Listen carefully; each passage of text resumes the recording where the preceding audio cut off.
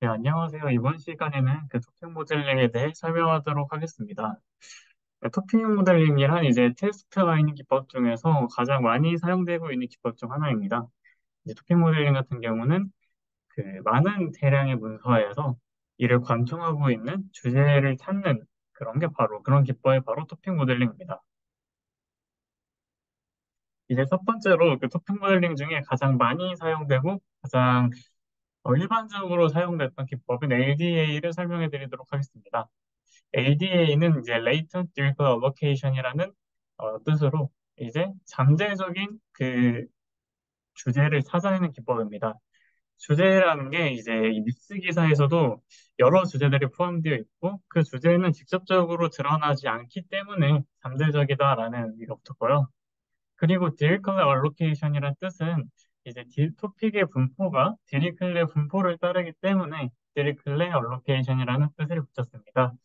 이게 디리클레 알로케이션이 확률값의 합이 1입니다. 그러니까 확률 분포 중 하나로 모든 값을 더하는 1의 경우에 확률값이 정의되는 분포인데 이게 어떤 의미냐면 한 뉴스 기사 안에 예를 들면 세 개의 토픽이 존재한다고 합시다. 그때 이 세 개의 토픽이 존재할 확률의 합이 1이 된다고 생각하시면 됩니다.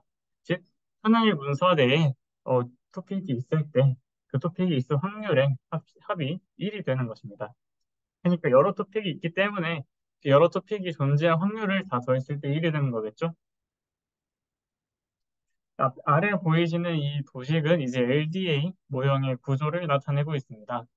이제 여기서 가장 큰 바깥쪽 사각형은 이제 그 전체 문서라고 생각하시면 됩니다. 이제 여기서 이 토픽을 결정하기 위해서 이 토픽 같은 경우는 그 문서 내에서 디리클 분포를 따르고 있기 때문에 여기서 이 토픽이라는 W는 이 세타, 이 토픽 분포를 따르고 이 토픽 같은 경우는 이게 아마 단어였던 것 같은데요. 이 단어에서 단어도 역시 토픽도 역시 단어로 구성되어 있습니다. 그래서 이 단어도 역시 디리클레 분포를 따르기 때문에 W, 베타를 통해서 이 분포가 결정되게 됩니다.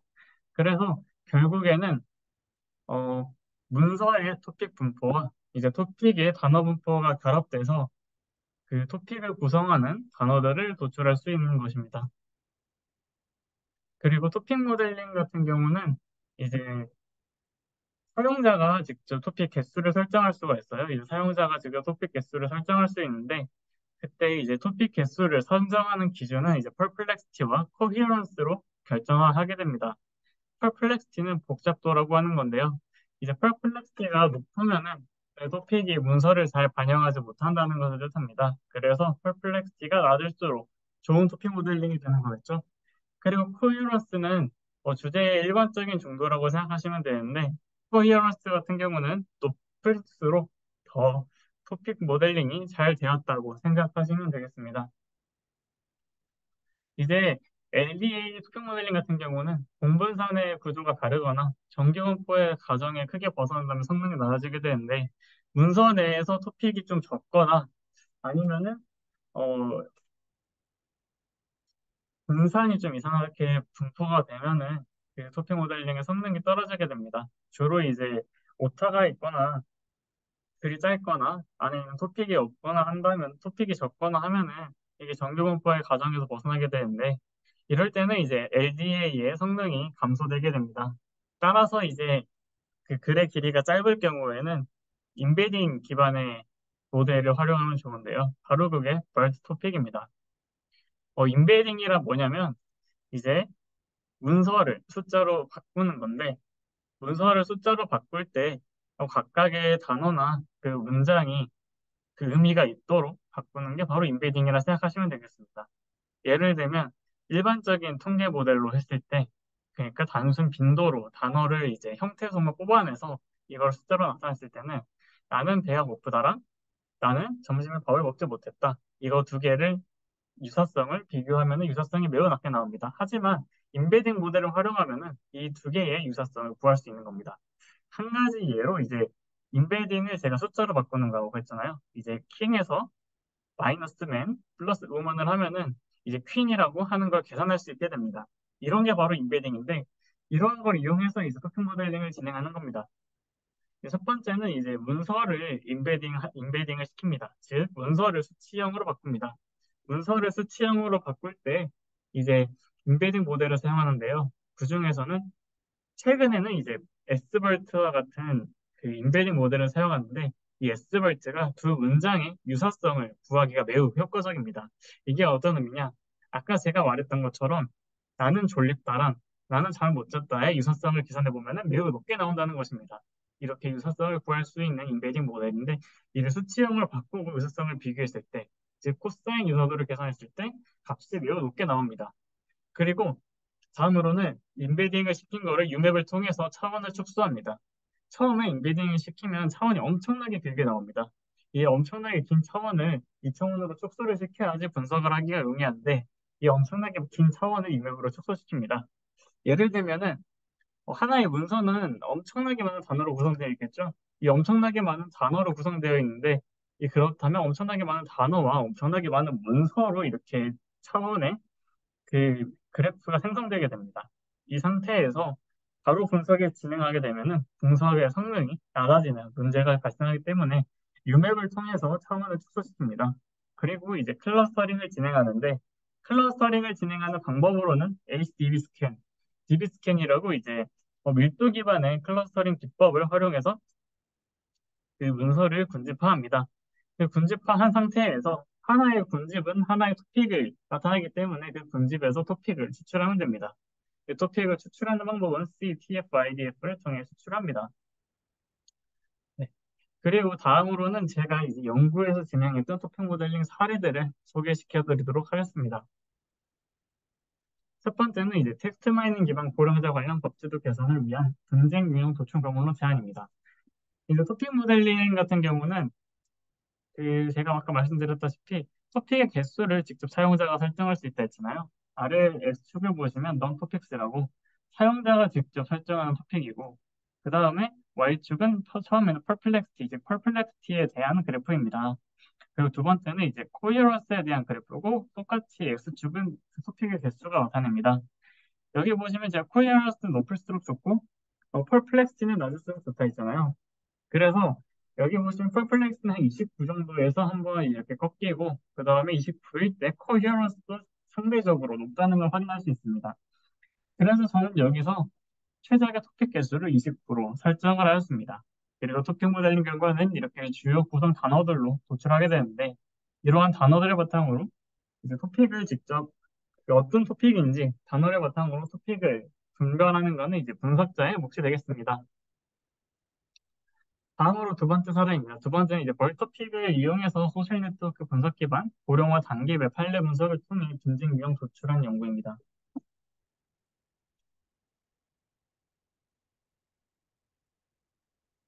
아까 제가 설명했다시피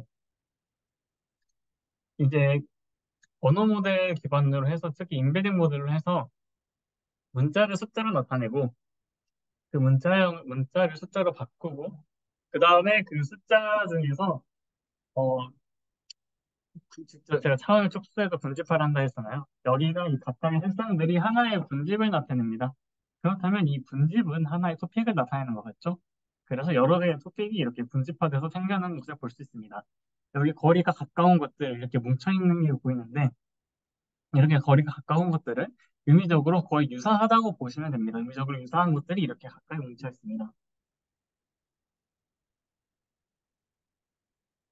다음으로는 제가 실습을 설명드리도록 하겠습니다. 이 코드 같은 경우는 제가 GitHub 주소를 제가 유튜브 하단에 올려놓을 테니까 보시고 추가 한번 따라 해보시는 것도 좋습니다. 처음에는 저는 이 분석은 제가 그 한국도로공사 논문 공모전에서 수상을 받았던 자기 실제 그 분석 내용인데요.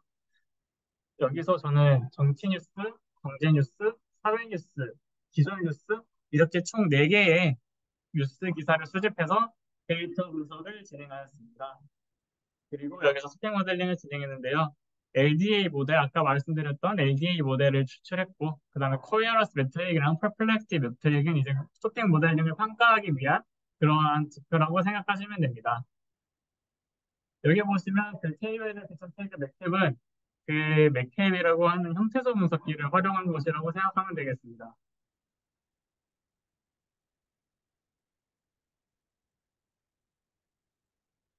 처음에는 이렇게 그 문장으로 되어 있는 거를 단어로 형태소를 추출합니다.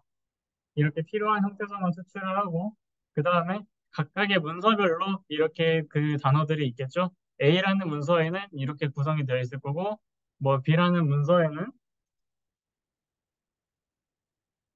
지금 다시 실행을 해야 돼서 조금 기다려주세요.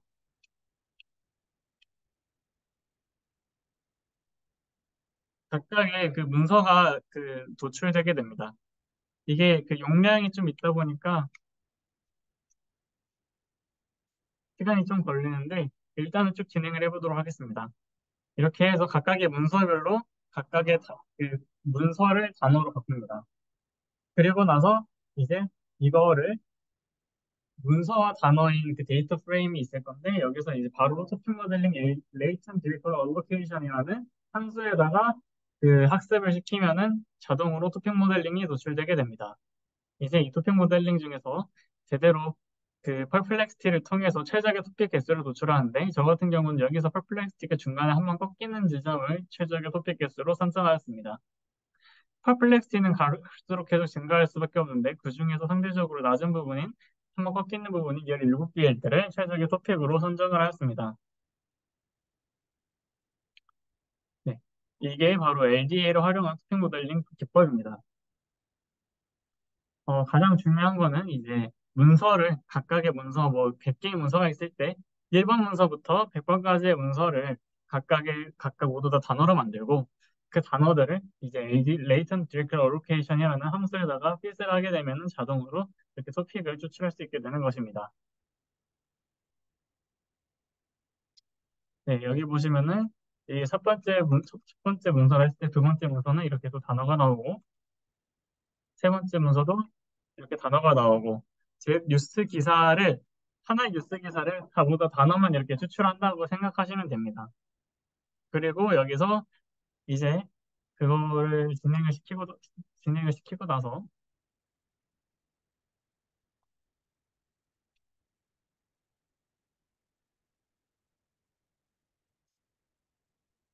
카운트 벡터라이저라는 게 지금 안 보인다고 하는데 어, 이거는 추후에 제가 좀 수정을 해서 제가 올려드리도록 하겠습니다. 아마 그 이거를 카운트 벡터라이저라는 변수만에다가 제가 저장을 했던 것 같은데 그 함수가 지금 없는 것 같아 오류가 발생하는 것 같습니다. 자, 이거 수정해서 제가 기타브에 올려놓도록 하겠습니다.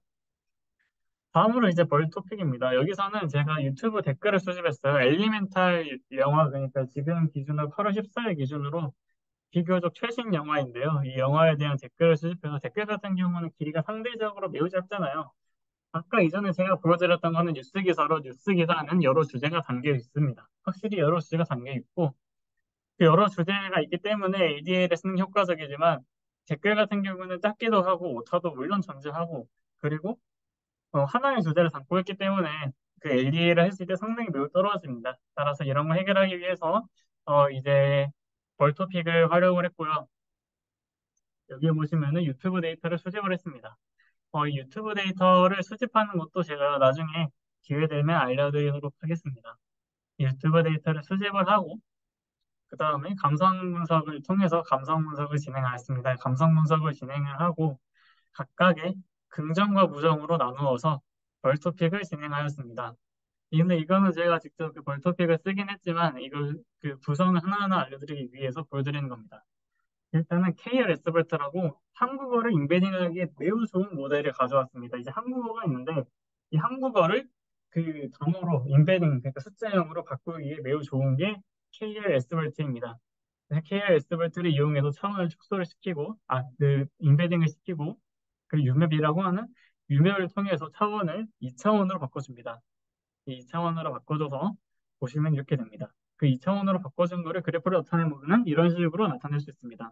여기 보시면 거리가 매우 가까운 걸 확인할 수 있습니다. 이렇게 거리가 가까운 경우에는 이 하나의 클러스터가 하나의 주제를 도출하고 있습니다. 그래서 클러스터를 분석을 했을 때 여기에 하나의 클러스터가 하나의 주제를 담고 있습니다. 여기서 이제 각각의 토픽을 도출했을 때, 뭐, 개봉 전 영화에 대한 기대감, 아름다운 비주얼 상상력, 재미로 대한 기대감, 이 영화 자체에 대한 기대감이나 좀 더 구체적으로 뭐 비주얼 상상력, 재미로 인한 기대감, 뭐 이런 식으로 그 토픽이 도출되게 되었습니다. 이게 이제 이거를 한 번에 할 수 있도록 해주는 게 벌 토픽이라고 생각하시면 됩니다. 오늘 이상으로 그 강의를 마치도록 하겠습니다. 그 강의 자료 같은 경우는 제가 링크를 유튜브 하단에 첨부하도록 하겠습니다. 감사합니다.